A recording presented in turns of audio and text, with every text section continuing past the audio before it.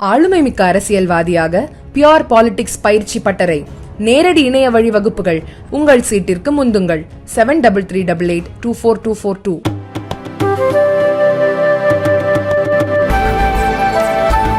மேற்கு வங்க மாநில அரசு குண்டர்களுக்காக நடத்தப்படுகிறது என்று அம்மாநில ஆளுநர் ஆனந்த் போஸ் கடுமையாக விமர்சித்துள்ளார். மேற்கு வங்க ஆளுநர் சி.வி. ஆனந்த் போஸ் மீது ஆளுநர் மாளிகையில் வேலை செய்த பெண் ஊழியர் பாலியல் புகார் கொடுத்தார். இந்த குற்றச்சாட்டை அவர் மறுத்துவிட்டார்.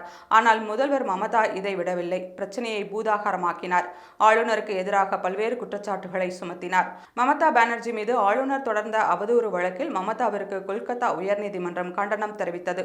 இந்த சூழலில் கொல்கத்தா மருத்துவக் கல்லூரி மருத்துவமனையில் பெண் பயிற்சி மருத்துவர் கொலை செய்யப்பட்ட விவகாரம் குறித்து தனியார் செய்தி நிறுவனம் ஒன்றிற்கு ஆளுநர் ஆனந்த் போஸ் பேட்டி கொடுத்தார்.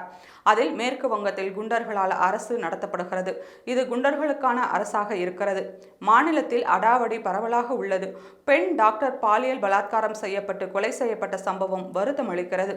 மாணவர்கள் இடையே அச்சமும் பாதுகாப்பு இன்மையும் நிலவுகிறது. பாதுகாப்பான சூழலை உருவாக்க அரசு தவறிவிட்டது என்று கடுமையாக சாடியுள்ளார். மேலும் மக்களின் உயிர் உடைமைகளை பாதுகாப்பது அரசின் கடமை.